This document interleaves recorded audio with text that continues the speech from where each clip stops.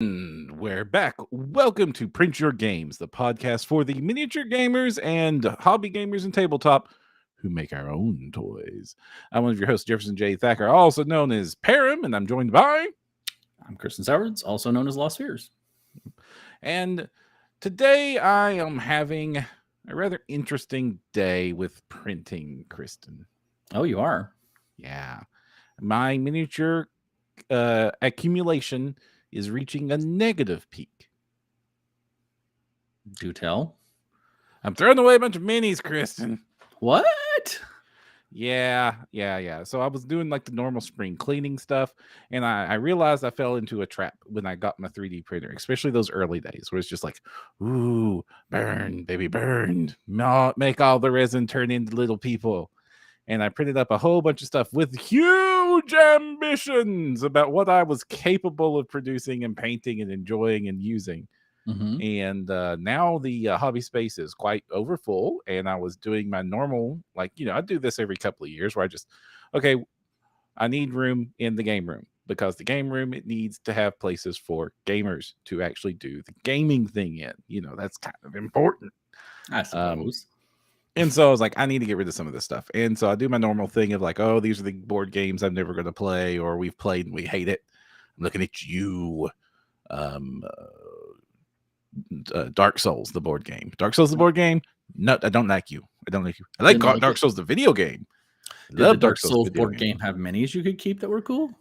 Yes, but Dark Souls, the board game, I could sell for $200. So you're keeping the minis with it. Yeah, so I sold you were that. a better man than I, sir. I still cling to my what is it? I have the Come On Rising Sun. I have Dimensionals Madness, something Madness. I've got a ton of things that I probably won't ever be able to get rid of. Not to mention a bunch of at Gen Con a couple years ago, I managed to pick up a couple of the closeout stuff for Cthulhu Wars. And so I have a whole bunch of Cthulhu monsters in bright plastics that desperately need to be painted. I always love that booth, because you pass by and you're like, oh, that's a cheerful little apocalypse. Yeah.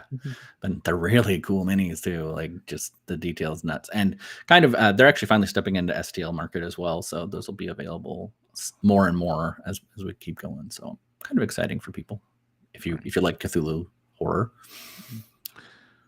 So for me, I got rid of a bunch of board games I didn't need, including ones with minis in them. I got rid of basically all the Magic cards I had laying around, because I'm not ever probably going to play that game again. And if I ever do, I'm going to be so far behind the times that my little smattering collection will be completely worthless. Oh, my soul is wounded here. I'm a big Magic nerd. Neon Dynasty just came out, and that made me all nostalgic for the old Kamigawa block. This is random starter sets over the I'll past tell you how years. I did what I did when I was noticing things getting a little tight. I got rid of a whole bunch of clothes instead and made more storage space for gaming stuff. I'm doing that too, mainly because that's that I'd never want to wear that again. I was like, what was I thinking 10 years ago? Between tossing and donations, we did 9 full big black garbage sacks full of clothes to make room for a second gaming area in the house. Actually, you have more than one gaming area in your house? Well, I built an entire house for gaming, and that still impresses me. Well, I have the big game room, but it is now also becoming cluttered with crafting stuff. Because even before 3D printing, I did a lot of foam cut terrain, and then just a lot of painting supplies. And first off, it's now a big weekly thing. If I want a game, I have to clear off all my crafting stuff. And if I want to craft, I have to put all the game stuff. So if I'm in a mid-session where we're still in the same dungeon, I could leave that out normally, but now I've created the situation where I can't. So we're going to be opening up. I'm going to have a new paint studio printing area upstairs. That will be hopefully smartly designed. So I'm glad we've talked about our workstations a little bit, because I've got some ideas from you and a couple of the listeners that I'm really eager to try out. And I'm finally going to be organizing my paint as opposed to just having them in a big puddle, sometimes literally a puddle of contrast medium or paint. So I do want to ask you about your paint organization because that's next up on the list. But what I oof. was, but the big choice I made, that the reason I'm saying all this is that I went to my earlier prints, my old original batches, and I was like, you know what? I need these shelves, and you're not worth keeping. And because I can just make my Saturn just churn out 20 minis at once, that unpainted crew of dark elves, that was real easy to just chuck in the garbage. And Oh, you and didn't like, even give them to your LGS? Here, no. have them for paint night. That's what I would do I've at this given point. away entire armies like of Sure. stuff I figure is like pretty decent, and like I also made that choice this time of like, I'm setting aside this batch and I know exactly who's going to enjoy it, like another 2,000 points of Bretonians, and Right. I know who is actually going to love these random weird dragon people. But like some of the stuff is just like, nah, you're gone. Nah, you're gone. When I do eventually get back to doing my dark elves, I'm going to have like such a better selection than I did when I printed those out. Because originally it was like there were no dark elf models out except for that one set that Artisan Guild did, and like Right. random individual dark elf heroes here and there. Yeah, there's so many now. Oh, like the Heroes Infinite set alone is like amazing. And like I do love the Artisan Guild ones, but like I was having to, because they were modular, I was having to repurpose them for like every unit in the army. He's just like, and this set of weapons, and they all look the same. And I'd say also that stuff was printed on my old fragile, like not even ABS like. It was just like plain old Elegoo gray. I mean, you just so much as look at those models and they explode. They snap, yeah. I am torn right now because I'm getting back to my serpent folk stuff, and a lot of that's on the old stuff. But I'm going the other way. I'm using it to motivate to paint through some of that stuff, and to just embrace the fact that I can go nuts trying new paint schemes, and if I make mistakes, it's fine. Mm-hmm. But I also don't know that an LGS would want like, here's a pile of Yonti or whatever you want to call them. Yeah, I don't want to give it to an LGS. I want to give it to like actual players and stuff. So like, I did pull out some of my like horrible abominations from that Dark Elf army, and I know somebody who plays Night Stalkers who would love these. They make perfect butchers. Nice. But the store, the store makes money by selling minis, and my random crap is not gonna help with that. Fair enough. I know we have locally here have a couple paint and takes and mini nights where I think they could probably use some that they weren't losing margin on. And it's a different way to support them, I guess. I don't know. And I do intend to do some paint and take sessions as soon as like local game events start up again. I'm in talks with one of our local game stores of setting up some like actually organized events and such. And one of the ones I want to do is absolutely paint and takes. And being a 3D printer, I can print off literally 30 of the same dwarf to teach a class with. Sure. This is Helga, and this is her big hammer. Nice. Oh yeah. But yeah, so like, but 3D printing minis have no value to me if they're not painted, is what my brain has turned into. It's like, you're actually of negative value to me because you take up space and you guilt me that you're gray and you're sitting on the shelf. So off you go. I applaud your ability to catch and release, because I am definitely like full hoarder at this point, and I probably need to, disarm a little bit. To understand, I'm actually enabling myself to print better ones. Well, sure, you're always going to get better, but I don't know. I have those couple early bottles of like blue and green translucent stuff that are like so poorly. Like the thing that kills me is some of them are like misted up from not getting all the resin off in the alcohol wash, and so they've got the clouding on them. And I know how to fix that now, because you can matte varnish them usually, or there's a couple oil treatments you could do if you wanted to, but like they're kind of condemning me, because they are kind of just these cloudy old semi-translucent messes that like they're even hard to distinguish from one another. So maybe I should let some. Yeah, I think we need to start thinking in those brain spaces, because we're too conditioned with how expensive these dang things were before they literally were less than a nickel. It's like, used to, like, I would like, I still have like these boxes and boxes and boxes sitting in one of my closets of just like old Metal Reaper, just piled upon pile. I'm still on the blister packs and stuff. I will say And at this point, I think it's very unlikely my bones are ever being touched. Speaking of I was looking at that box of first bones, and I was like, maybe this needs to go to the game store. Yeah. Like there's a couple of the older ones. It's interesting, like, because isn't it Bone 6 started right now? Oh, I think it might be either started or starting soon, because they've been soon. teasing Yeah, that and last few it was days. weird to have that moment of like, now that I can 3D print everything, I'm like, I didn't even like open the panels to look at what was there. And I I'm was not. like, Yeah, if there's some really cool miniature on it, I'll be interested in them in a one-off sense. But I am sure. not interested in 100 like random stuff in a box anymore. Like, Yeah. I mean, like Bone, it's a great deal. If you don't have a 3D printer, it's awesome. If you really love Reaper stuff, it's still kind of awesome. In fact, it's the one time you're going to be able to purchase minis almost as cheap as you can print them. Yeah, exactly. And decent plastic. Although I get frustrated with bones when they're bent and they're not, like, even heat treatment. You've got to do the shock treatment. Yeah, I've got a couple of them with, like, you have the choice of either accepting the base is being warped or the weapon being warped, and you can't like get both of them at the same time. Anyway, but yeah, I think that's far and away. Not to mention, James also had an issue where he didn't close his pledge manager in time, and they basically told him SOL. So that was a little shady. Anyway, moving on to me. I'm getting rid of stuff to try and organize, and you're organizing by buying stuff. Well, yes, I did get some new paint racks. I'm very excited to try them out. If I like them, I will definitely be telling people about them because they're very affordable. So we'll see. So did you buy paint racks that are meant for paint, or did you buy something and it's improvising into a paint rack? No, definitely meant for paint. And I actually was turned on by the fact that very bold letters, very beginning of it, saying, if your majority of your paint collection is in Games Workshop pots, don't buy this, because they're very clear that there's only one row on each panel that fits those. And it's perfect because I'll probably leave a lot of my contrast paints in those, but I'm definitely moving more and more towards like Army Painter and Vallejo, and those are usually a little bit smaller. And so I think they'll fit it just perfectly. So I bet you're anticipating 24 new Army Painter paints in your life then.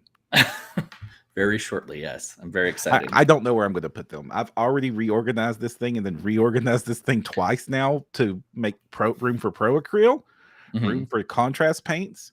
Like I started off with just like the Vallejo made it themselves paint rack, and like I filled that up with Vallejo paints. And now I've got Pro Acryl and I've got the contrast paints, and I'm like this close to looking like a YouTuber paint room without all the walls that I'm going to need covered in them. And now I've got all these freaking speed paints coming in. Ugh. I think that is a great problem to have, though, personally. I considered doing those. There were some nice 3D printable hex racks that people had, but I'm the guy who's going to have those like pop off the wall, and go everywhere. That's me. Or like I'm going to like hit into them as I'm carrying a box. And so I have definitely going something that'll need desk space and be away from the edge. Yeah, I am looking at some of the 3D printed options because I am not happy with how I have my Pro Acryl mounted. I just have like literally the cheapest spice rack I could find on Amazon that would fit that particular wall section. Yeah. And there's so much wasted space. Like I'm looking at that thing and it's like, that is so inefficient. Yeah. I have seen some decent spice rack tricks though, some conversions for that. So, but yeah, excited to get those set up probably in the next couple weeks. Hopefully, we'll see. Yeah, it's a lot of moving to get that room mine. And it's important that we make all this room because we have the 3D printers. They never stop making new things for us to put in our rooms, especially very big things, very big bulky things, the very big, bulky, pretty things that we need to play our games around. Terrain. And and for our audio listeners, Kristen has just held up a Dwarven Pillar that is definitely not short in any dimension. No, let's see. It's about, I'm trying to think here. What? Probably 8. 8 8 inches inches high. tall with Yeah. about a 2-inch base on the top. So this would fill a 2x2 square for you Pathfinder D&D gamers out there. And that was a very Mines of Moria-ish piece. It's Mines of Masnar, I believe, technically, Oh, yes, from not our Moria. friends at Printing Goes Ever On. Is that the name? Printing Goes Ever Onwards. Yep. Or on. Ah, you might be right. But that was from a Kickstarter they did a while ago. But of course, all of the constituent components are still available on My Mini Factory. So Yeesh. I did miss pledging at it, but I did snag those up. So especially early on when 3D printers were first getting started and they were available and the gamers were looking at them, yeah, miniature 3D printing was kind of like always a thing that we wanted to do. But those FDM printers we said before aren't really the best at doing that. Again, lots of people have made these things dance like flying monkeys and can pull it off. But in generally, the FDM printers are good for making fairly medium to large size bumpy objects, which is Right. perfect for terrain. So the concept of 3D printing terrain for your games is well established trod ground by now. And we haven't talked too much about it here on the podcast before because mainly we got in on the resin boom and have obsessed over the tiny little monsters and people that we get to add to our games. But the terrain is equally as exciting. It's fun. It's nice to be able to be like that guy at the table when you game that has all the really cool 3D stuff that we could never dream of affording years and years ago. I mean, I look at Dwarven Forge. Oof. Yeah, seriously, for one Dwarven Forge, I could probably buy like at least 3, maybe even 5 coils of filament and print off a couple full Dwarven mines easy with tons of modular stuff, custom specifically for my game. It's not even a contest. I do have some Dwarven Forge. It is gorgeous, but it's also like preferences, right? So like it's got that chunky wall piece on all the pieces, so it kind of takes up half a square of playable space. Where like with 3D printing, you can make stuff that's either got that kind of 2.5 look where it's just like teeny chunks of wall, or like so the whole thing's almost like suggestive that there's a dungeon there, which actually some of my players really love just because people can see sightlines better. Yeah. That's why I like the implied walls more than I like full Dwarven Forge wall everywhere builds, because you can't see. I want to huddle up onto my table. In fact, I play with a raised table, and that makes it worse if you have walls there. Yeah. A lot of my friends are also quilters that are gamers, which is weird. But their rule for quilting is always, would you notice riding by on a speeding horse? And I think that maybe terrain's a little bit more specific than that, obviously, particularly if you're playing war games.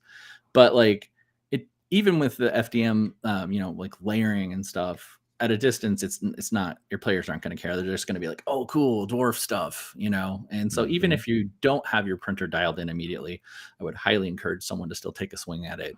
You can probably get some great results between some painting techniques and even, very basic out of the box printer stats, settings. That's the word I'm looking for. Right. Anyway.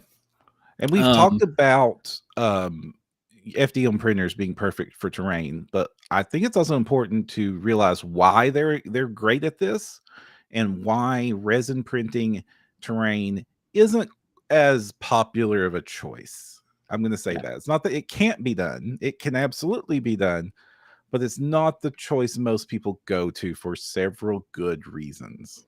There's a lot of them. Yeah, absolutely. I would say with FDM, obviously you're looking at it's easier to deal with hollowing, in my opinion. So you're getting lighter pieces. You're getting pieces that are stronger. Your build plates are usually a little bit bigger, so you can keep your pieces in. If you want to, you can keep pieces actually fabricated together easier, in my opinion. And I would say for terrain, there's a lot more options for supportless printing, which is something that FDM printers really like.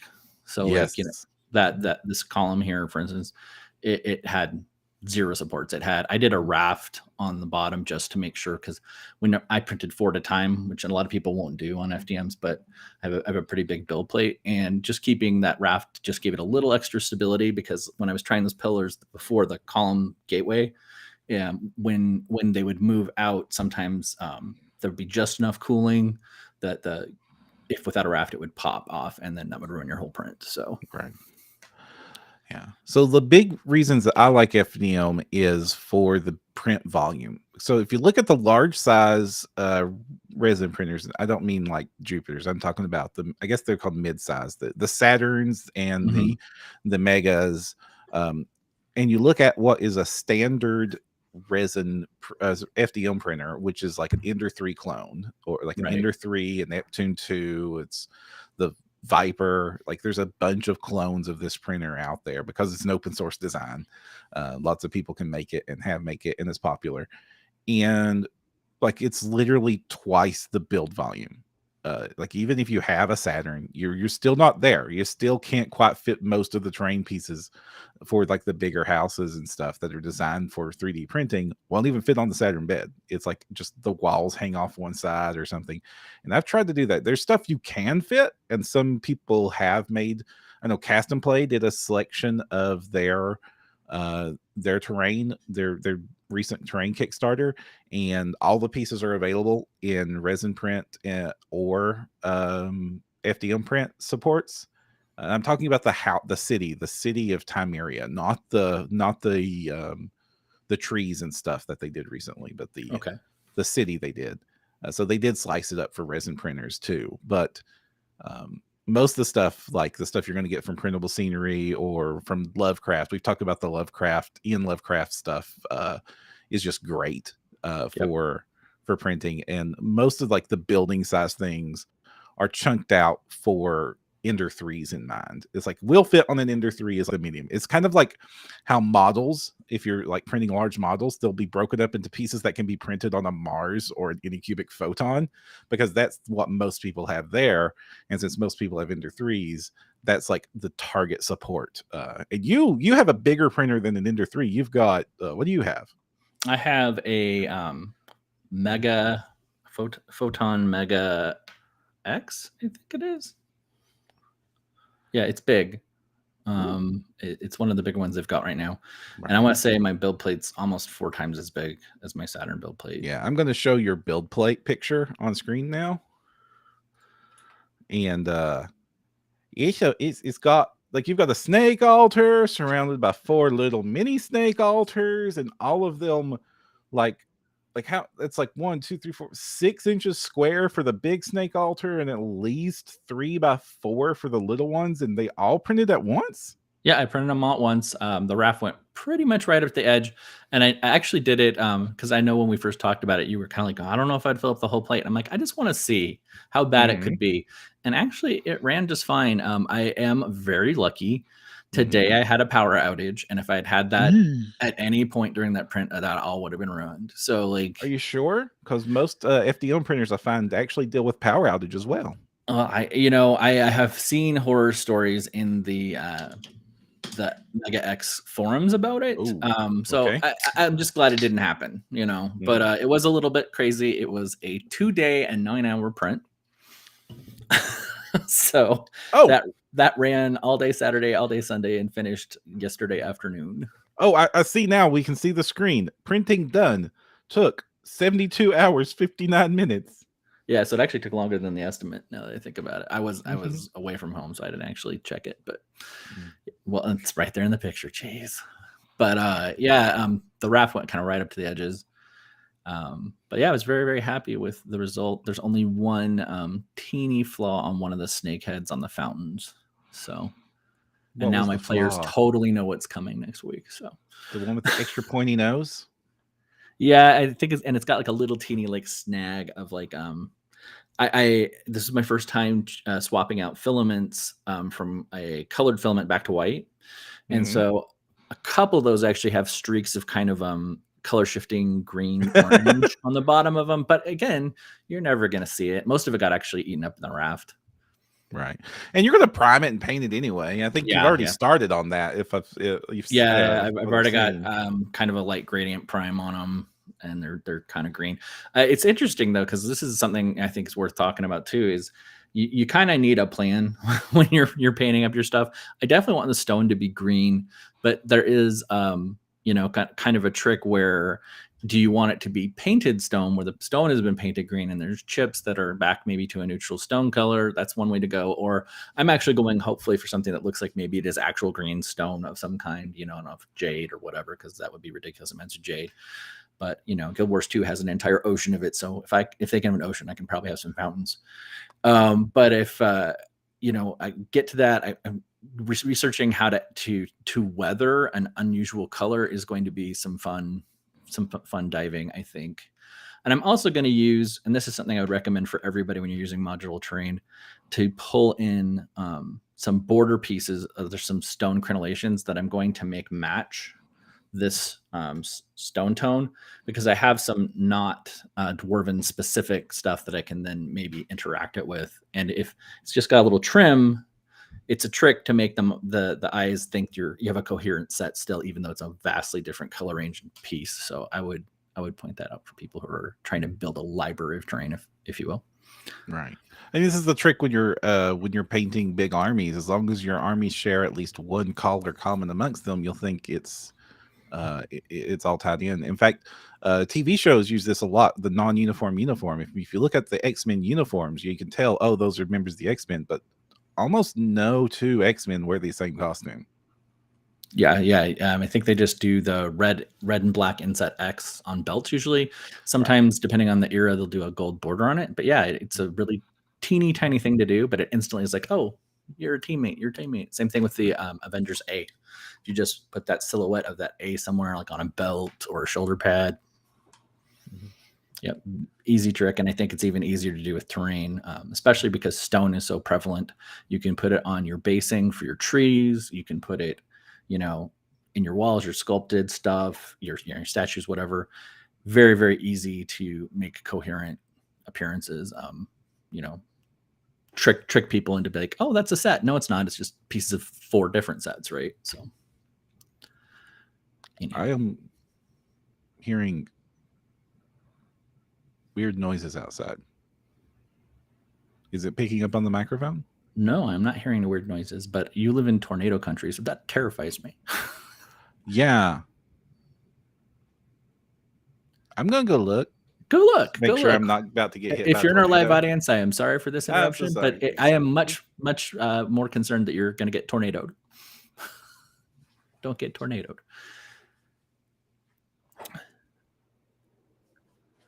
I don't know if you're still here with us.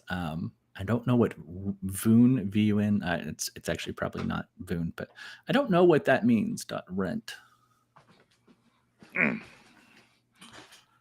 And sorry about that, gang. I just wanted to make sure I wasn't about to die via tornado. Yes. I'm grateful. Although, I bet you Oz would have been better off for your presence. Yeah, but I wouldn't enjoy the stay in the mental institution afterwards. Oh, fair enough. So let's see. So we were talking about why FDM is like the major king of terrain for printers, and build volume is definitely one of them. Secondly, FDM is the often run choice because of just price. 1 kilogram of filament is usually somewhere around $20 or $25 for some of the nice stuff, or if you get it on discount, I've seen it as low as like $7-8 for or if you buy in quantity. Yep. Right. Yep. Or from suspected quality. Yeah, I got some Overture stuff though. I'm really liking. I asked the Anycubic Mega X group for, hey, what's your recommends? And they recommended Overture, and it's pretty affordable and really, really nice prints from it so far. The other reason I would say I like this is this. And that was for listeners. I just dropped this column, which I would never, ever do with a resin piece. Oh gosh. Yeah. And yeah, it's more durable. especially if you print with a lot of infill, which I actually don't recommend you do. Like people have made like tools and stuff out of it, and like there's like plans on there for FDM printers to print vices and other things. So depending what material you run through that printer, it could be tough. And if you've got players and you're clumsy, that's important, especially if you know how fragile resin is, and what happens to resin when you drop it is not clean breaks. It shatters into 1,000 shards in all directions. Yeah, even if you've got some fiddly bits like wings and stuff, even like if you're using tenacious or something, it can still be a little bit fragile. Not to mention the resin stuff. And I think there are things I would use resin for just before we're going to come back to it, I'm sure. Yeah. But I am no ninja when it comes to hollowing. And I have heard horror stories about uncured liquid resin inside of big pieces. Right. You've got to do that. You've got to get that stuff cleaned out. It's not terrible if you do it right, but you've got to do it. Yeah. And so like my tendency, because I'm kind of lazy, is to go ahead and print them solid, which just takes tons and tons of resin. Yeah. That build plate you just showed me would have taken up an entire bottle of resin. Probably even more than that. Yeah. Because I did those other columns, which I think were either ECO3. I don't know. I had some other columns that I don't think we have pictures of them, but they I thought they were warped, which was another possibility with resin, right? Where they were kind of crooked when we set up. Right. Turns out they're actually from a ruined pillar set that they're all actually supposed to be kind of kittywampus. But like at first I thought, oh God, this whole set is ruined because it's all warped and twisted. But yeah, they're solid, and I had to print them that way to make sure I'd have to. I didn't want the hollowing liquid problems, right? So I did it that way, and it took a ton of resin. I want to say about a quarter of a bottle. Evening, Alex. That's Hello, a Alex. good time for me to remind us that we do record these episodes live in front of a streaming audience, and if you join us on Tuesdays at 8:30 p.m. Eastern time, you can join in for the live audience as well and chat and ask questions and all sorts of wonderful things. And we love having Alex joining us for sure. Yeah, the hollowing's important, and filament is like $20 a spool, and resin is like minimum $30 a bottle for a similar amount of mass. Notice I said the word mass because I'm about to even put a qualifier on this. But the stuff I use is $40 a bottle, and I'm adding additives to it that cost even more on top of that. So it's more like $44 per bottle on average for what I'm churning out. But if you look at filament stuff, it's super cheap, and you will use less of it than you would even if with great hollowing. Like I did a couple of test pieces where I was wanted to see, hey, if I get a big enough resin printer, do I even need to get a filament printer? And I actually already had a filament printer, but I was like, hey, can I just go buy a Jupiter and forget filament is ever a thing ever again? Because resin prints faster than filament. It does. Sure it does. prints so Holy much cow. faster. Yeah. And it prints better. You get much more detail out of a resin printer than you will a filament printer.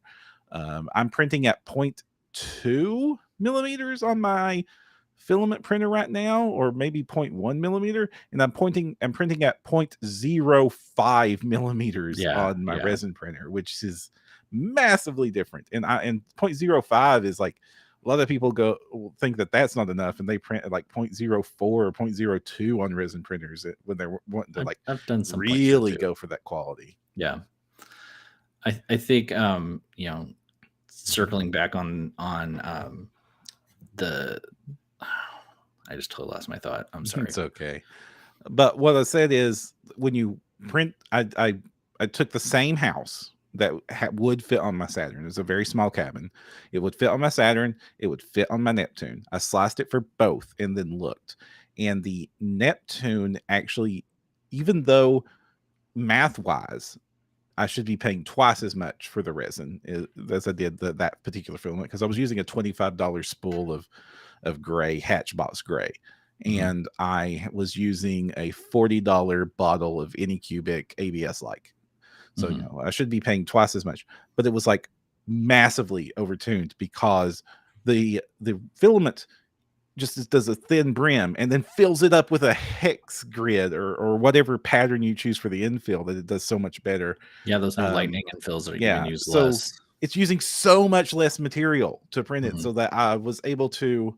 I'm going to throw up on screen here, but I was able to print on the same roll of filament. I was able to print this house Mhm. and that terrain piece there. This like 5x5 3-story ruin with a Is giant that solid rock Stormguard or is underneath it? it.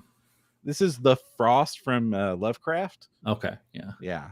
And I was able to print another house that I don't have a handy picture of right now, that is also about as big as that first house, which is like a 2-story Tudor house with like a really exaggerated roof. And I was able to print all 3 of those things on one spool of filament. Yeah, all those pillars that I showed, because there's 4 of them. The gate, the 4-way archway, and then these base plates. That was all one roll. Right. And these are like 2x2x8 pillars, and that's a 8x8 base plate that you printed off. Yep. And all of that fit on one roll. And Yeah. do you still have roll left? Plus the gate, plus no, I finally ran it out. And then 2 of those 4-way archway kind of gazebo looking things. Yeah. And that would have been like 3 bottles of resin. Yeah, well, I didn't have supports for most of it. I did rafts on the very bottom, which I'm finding out is conservative of me. Like, I'm being very cautious. But like, even I want to say the snakes that I just did had supports, and they just had a like teeny thing up to the fountain join with the face and a couple for the sides of the cobra hood. Okay. But like, just so much less material. I mean, like, you do bases, for instance, and sometimes to get a good base print on resin, you use almost as much resin doing supports around the ring of that as you do the base, right? So right. Yeah. So like the cost advantage is there for sure. Even for resin printing, it's like 3 or 4 times more expensive to print the same thing in resin than it would have been to print it in filament. And that's great. And there's one other humongous reason that you want to consider printing in filament for large terrain pieces, and that is dimensional accuracy. Resin warps. And because you'll have to slice up a big model into a lot of pieces on your standard resin printers to piece them together, little bitty warps across a whole lot of pieces means a very crooked cathedral at the end. Yeah, I backed the Skies of Sordain, which is an airship Kickstarter for these massive, beautiful airships and like spelljammers, what you want to use them for. They literally say it's half of the files, just do FDM on this. There'll be too much warping for it to all fit if you do resin. And I'm sure a really dialed in resin printer could still do it, right? Right. One of the things I highly recommend when you're doing a project like that, though, is you can hybrid it, do your fiddly bits and your detail work, but get that core, that skeleton, dimensional accuracy, use your FDM for sure. I think that's one of the reasons why I got it, because I don't know if you've been listening for a second, you probably know I had a resin printer first and went backwards to get a filament printer, where a lot of people who've been in the hobby for a while started with filament and went the other way. And you're totally right. The dimensional accuracy and getting those kind of, like I said, the bones down and getting your tiles to match, those are all things that FDM is just so good at. And tiny settings in a resin printer will tweak and warp and mess up. So right. Yeah. So getting it all to match is hard, and a lot of the warping that we're talking about with resin printers doesn't even happen during the printing stage. Like, some of that can be mitigated by how you do your supports or how you orient it on the printer. If you're printing stuff supportless, you usually don't have to worry about the warping during printing too much, because it was designed to print supportless to begin with, so you're not getting that suction friction on the supports like you would normally, assuming all things are equal. It happens during the cure, or it happens throughout the resin's lifetime, and those first few weeks of the resin when it's like exposed to different temperatures. I did a lot of tests with some base plates that I was printing out, and I have some that look like they're bowls. like just shock out in the cold for a couple of hours when I was priming them, and oh my gosh, these are completely worthless now. Or in a hot car or anything like that, yeah, it will warp the resin pieces, and it doesn't usually mind too much. Like if the dragon's arm is just a little bit bent in a slightly different way, but it matters a whole lot if the inseam of a building's support trestle doesn't line up with the roof. Yeah, the organic curves can take it, but the architecture just Right. Like I said, I the columns I did that match these from the Mhm. resin, I couldn't be sure until I actually looked at the file in an FDM printer. Oh, it is crooked. Mhm. So like swapping it around really cleared that up for me, but I would have thought forever if I hadn't looked that it was just a resin warp. So, And Alex points out in chat that printing tanks also works well in filament for all you 40k Imperial Guard / OPR Human Defense Force players. And that's true. Large vehicles like your airships and stuff, that's another time when you want to consider filament. And like the bigger the model gets, the less those little layer lines that you're going to see on a filament printer matter. And like even if I was having like a big dragon, I would still say I think that's a job for my Saturn. But if I was going to be doing a big jet engine, that's definitely going to go on my Neptune. Yeah. I've seen a really great Eldar flyers printed in FDM that look just fantastic. And again, you just smooth them down at the end, either sand it or just when you're even painting, you can kind of use your primer to kind of cut into some of those striations if there are any at all. So, P-plate OPR. Yeah. I would say use filler primer, automotive filler primer for FDM prints if you're going to sand that area. That is like the magic sauce that I've found that people use, and it works pretty good. I don't bother because usually I'm printing dungeon walls or stone facade, and like bumpiness kind of just adds to the character there. Yeah, you can hide a lot in dry brushing. You hit your second or your third base coat, depending on it, because I usually do about 2 to 3 different colors working up as I kind of do that. And it's very easy just to go across your striations and build patches where those striations start to seem more and more like they're just part of the thing. Yeah. And you mentioned one thing that I agree with you a lot. There is some terrain that still is best printed in resin. Yeah. And I would classify that as scatter terrain. Yes, exactly. So basically, if you're printing the house in FDM, print the furniture in resin. Because first, you're getting down to the size of a character kind of models. And, that extra detail matters on the bookcase, on the grandfather clock, on the troll's bed that it has murdered a hobbit in. That's when you want to be able to print that very fine detail. And also, you're talking about small pieces now. That's really good for resin printers. And more importantly, you can run that at the same time that you're printing the house, and you'll get done with that and painted before the house is done. Because it's true. It took me 22 hours to print that 3-story Tudor house I printed earlier. I was showing off on screen, and I was able to probably in that amount of time I could print an entire army for any war game or all the monsters I could ever need for an adventure. Probably, yeah. I was wondering, is that house of yours, is it playable interiors? Is it just a single piece? Yes, it is playable interiors. Here is the so on the inside it has a bottom floor.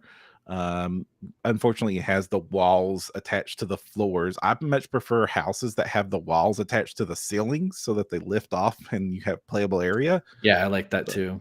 Yeah, but I did paint the inside. This was also like one of my first airbrushing experiments. It was just like getting in there and painting those beams with the airbrush. And are you and putting that shading. on screen or? I forgot to hit the button to make that happen. But for our audio listeners there, they were having the time of their lives imagining this in their heads. Yeah, right. Yeah. Those the playable interiors are pretty good. I think I've seen a picture of this before because we talked about how that upper layer with the angular inset's kind of awkward for not being able to pull it off to play with it. But you printed both floors of that and the topper in 22 hours? Yeah. And was that 3 different build plates? It Or was was 3 it? different build plates. I Okay. mean, I could Wow. have probably fit 2 of them on a build plate, but But it like doesn't really save it doesn't time. save time. Yeah, because FDM is does not get faster. If sorry, FDM has to print the line and it has to move the print head, and it's going to print that print head as slow as it will print every piece else. So if you fill up a plate full of dungeon tiles, it's going to take, and it takes The same. 1 hour to Yeah. print 1 dungeon tile. It's going to take 20 hours to print 20 dungeon tiles, except it's not 1 hour to print a dungeon tile, it's 7. Right, right. And unless you're using like the same raft, like, sorry, if you're using a raft on a single piece, it will be slower to print them in separate pieces, but not much slower. You're still doing almost all the same motion. Mhm. Where with resin, you get that multiplication by layers. I'm sure. Mhm. I'm Yeah. preaching the choir with you with your full trays of high elves, but yeah, I Mhm. think that's something to consider how you're approaching it too. I was going to say trees, even small trees and organic stuff. Scatter. You said the right word. Right. The scatter terrain is going to multiply again on your resin printer, and like you said, fill up a whole house with furniture or a whole bunch of themed tree or organic bits, rocks. The way I like to say is make a fist. If it's smaller than the fist, it can go on the resin printer. It's a pretty good guideline. There's a couple big monsters I might still do it, but yeah. No, I'm just talking about terrain. All Yeah. monsters get on the resin printer. I want the details. I want those scales to be perfect. Yeah. Got some big snakes coming up. Excited about. Ooh, Stinky Boys. Yeah, yeah. I'm finally getting a run through with my snake army area of my weekly tabletop RPG game stuff. So I'm excited about it. And if my players are watching, they are now sure of what's happening the next time we run that game, or listening. So there's a few broad types of terrain out there in the market that you'll see again and again that you might want to be looking for. There are the traditional wargamer terrain. There's like your houses and your towers and buildings, and yes, there are printable hills and rocks and things like that. There's lots. I'm still looking for the perfect printable tree. I have yet to find the perfect printable tree. I found really great looking ones and really easy to print ones, and one really nice set from Printable Scenery that has like weird faces on them that I've got a bunch of those printed out that I use, but not the mix and match of tree. Yeah. So you've got that traditional terrain, and that's good for the FDM printer for sure. Then Yeah. you've got dungeon tiles and interior tiles designed for the RPG gamer to lay out their stuff. Like this is the Dwarven Forge replacements. Fat Dragon Games has like an amazing collection of stuff that has been like super tuned to print. Lots of other Aether companies Studios, Studios, I think, does a ton of stuff. There's the open lock set, which is supported by Cast and Play and just about everybody else. And also there's a ton of free open lock tiles out there. There's the Y-lock tiles if you want your 1.25-inch squares, so that minis fit on it even when the walls are there. Yep. There are the Kraken Studio tiles that I really love. Yes, you've turned me on those for sure. And those are actually set up to be printed sideways on FDM, right? Yeah, it's weird, but I am having some problems there. Bummer. Yeah, with some warping. I don't know that I have my Neptune completely dialed in there. I also think I printed one in the wrong side down, and therefore it had way too much overhanging, and it just no. Alex Shiver says, "Please stop printing RAF. Brims are better." I was traumatized by my gates collapsing, Alex. I had that whole gazebo thing topple in. Yes, I would also agree. The model train trees are a good quick fix for sure. I know. And I have an entire bag of Woodland Scenics tree armatures and the flock to make them like right by my right foot right now. And I've made 30 of the dang things, and they look wonderful. I understand that they're better and cheaper and easier than printing them.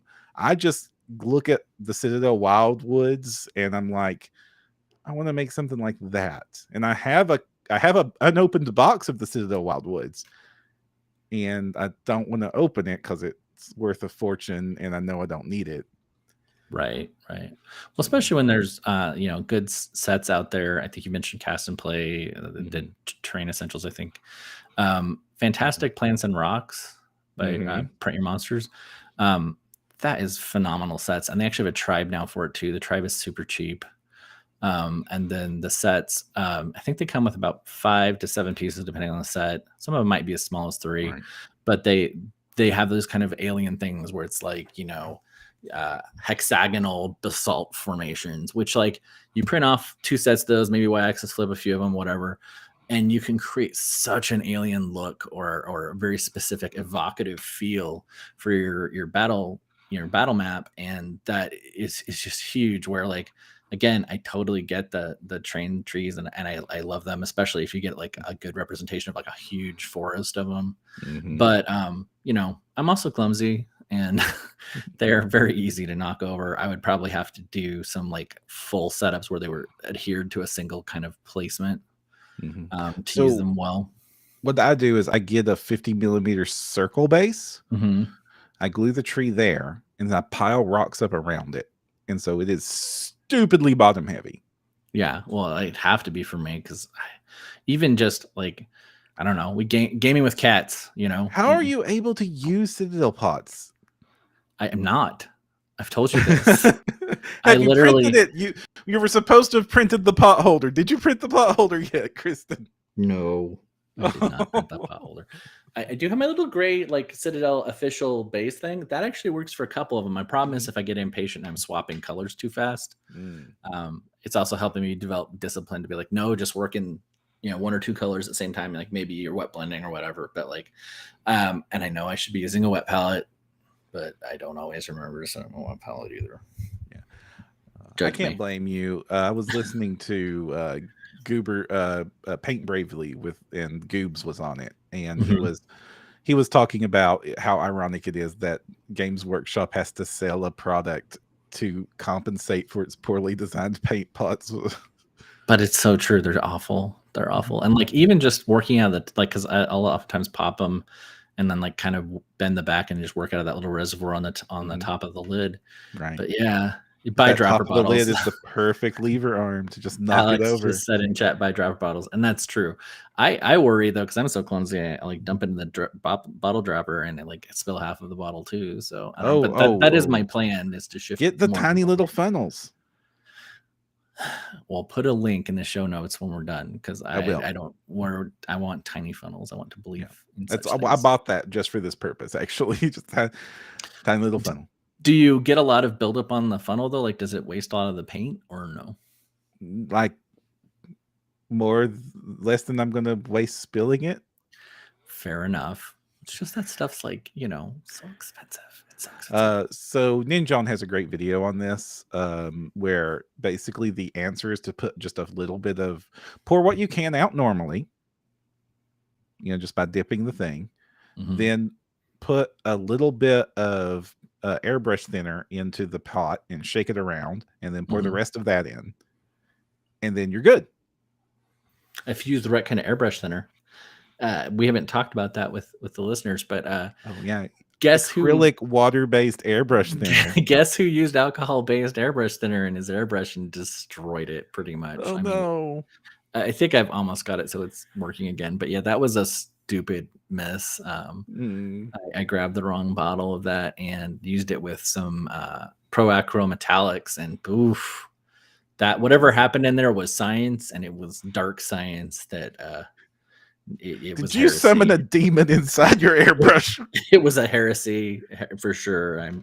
If I was 40K universe, I would now be nailed. My skull would adorn somebody's armor, I'm sure, because it was bad. And also ruined my entire night of painting, because I had set it up to do my metallic undercoats with the airbrush and then move on to the next colors. And I had everything all prepped. I was even using palette, and then I had to stop because my airbrush took like 2 hours to even get to the point where I could get paint to come out of it again. Right. Oh, I'm so sorry. So let's talk fun things. Fun things. Yeah. Let's talk about our favorite terrain people who make Yeah, some of the sure. best terrain out there, the stuff we love. I'm going to parrot Ian Lovecraft. I love all of Ian Lovecraft sets. They're usually pretty characterful. They're very cartoony and exaggerated, which is like exactly my jam. When it comes to terrain, like their City of not even they didn't do City of Firwood, they did the Frost. I like City of Firwood, which is like STL Miniatures, I think, made that set. Yep. And it matches the cast and play set really nicely. I Which was definitely also, going to shout out to Cast and Play because that's part of the Patreon every month, and it's ridiculous yeah, amounts of stuff. cast and play is great because you get an awesome piece of terrain with everything they've got, and they always include like a dungeon tile set as well as a billion bases that all are themed with the miniatures, and you also get a sound set for their software that's kind of like oh, what was they used to sponsor me for years. Oh gosh, the Talking about RPG sound. Ben Sirenscape. Yes. Sirenscape, yeah. Ben, forgive me. Forgive me, Ben. Don't bar me from your next birthday party. Ben is a friend. Ben is awesome. We were actually in the elevator long-time together sponsor of one of my podcasts. So PaizoCon when he was pitching Sirenscape the same time I was starting up City of Seven Serifs stuff, and we were both talking about our various things. And originally, we're talking about doing a sound set for City of Seven Serifs, but he blew up so fast that never happened. Yeah, but be sure to download the official No Direction sound set for Sirenscape. Awesome. It has a gnome in it. Nice. Did you do the gnome? That's Ryan's gig, not me. I do a pretty good gnome voice. My gnome usually means I can't talk for a couple days after the con, but yeah, I'm gonna call it again. Fantastic Plants and Rocks, which is the same people I believe who do Print Your Monsters, but it is an intense value. The Kickstarter crowdfunding on my mini factory. Let me correct myself. Is going now, and just stupid value what you get in each pledge level. You can also get their previous two if you need to. But the stuff you can get, I think it's $29 for 30 terrain sets, and it's really, really cool stuff. If you're doing Mind Flayers, they have these cool brain terrain things.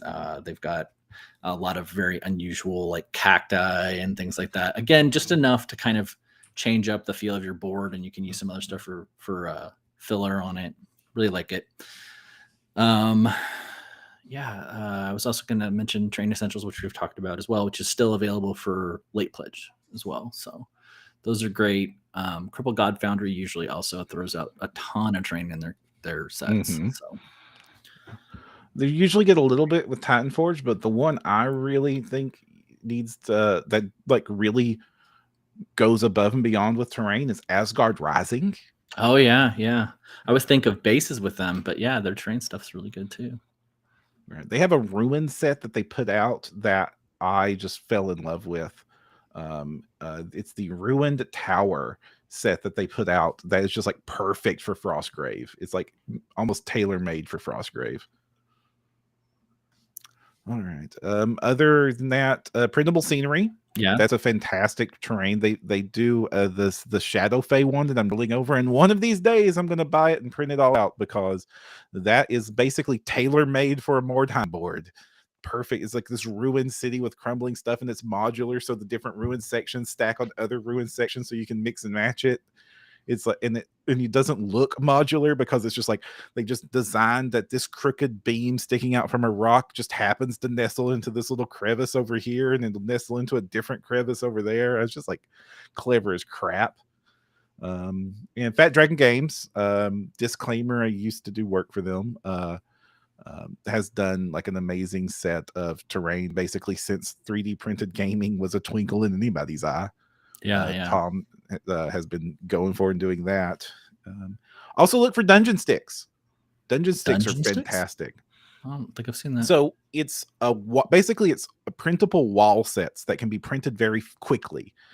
And it's a wall with a joint at the end that is like an 8-way hex star. The original ones, the early version ones, was just a circle and a peg that will lock into the other into the next piece, so that you can basically just have this flexible, really cool 3D printed dungeon wall that you can just line out into the pattern of your rooms. And it's a really fast way to get a really impressive looking dungeon on the table. And it's available in like stone and interior buildings and caves. It's really fantastic for caves. It's probably the best way to get a 3D printed cave. Yep. A playable 3D printed cave. Any others? I know kind of on time, so Mm-hmm. I don't want people to hear me go, and you have to cut it out if I do it. All right. Yeah, I do have to go back and cut out. Am I going to die by a tornado? I mean, you still should leave a little bit of that in there because that was exciting. There was a moment where I saw you whisked away to odds for sure.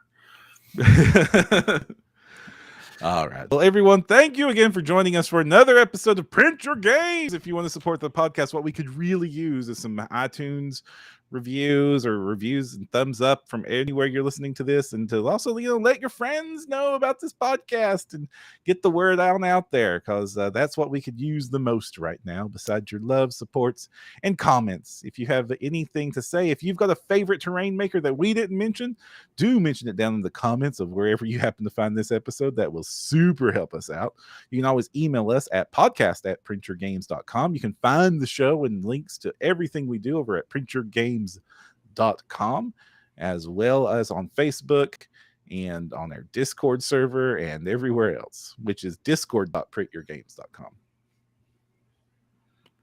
All right, everybody. Until next time, always remember, print your games. Don't forget a screen protector.